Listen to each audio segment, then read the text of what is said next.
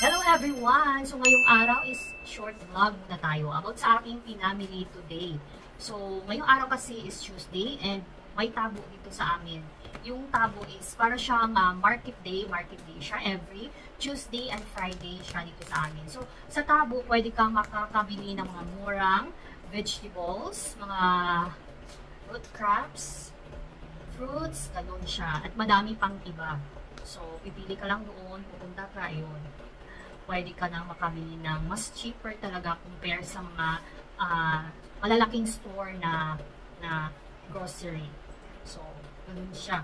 So, mas mainam talaga kapag doon tayo bibili sa parang market day kasi nga mas makakamura and makakatipid din tayo. So, ito na po yung aking pinamili today. So, yung pinamili ko doon sa tabo is yung papaya. Ayan. So, 50 per kilo yung papaya. And then, ito, ayan, sweet orange. Tapos, bumili din ako ng mango. So, yung mango is, merong 140 per kilo. Meron din siyang 120 per kilo. Yun kayo yung kanilang price.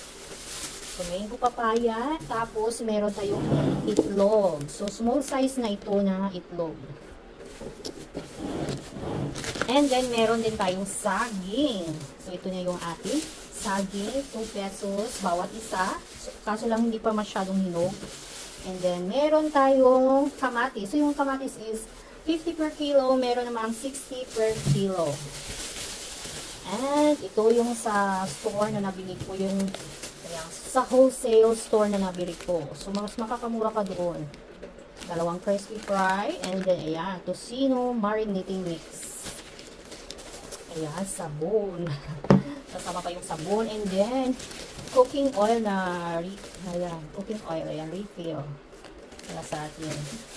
Gagamitin sa pagluto. And then, ito, ayan. Magtilupas kasama tayo. So, ito naman is yung chicken at saka octopus. So, ito yung chicken. Ayan, pinahiwa na siya.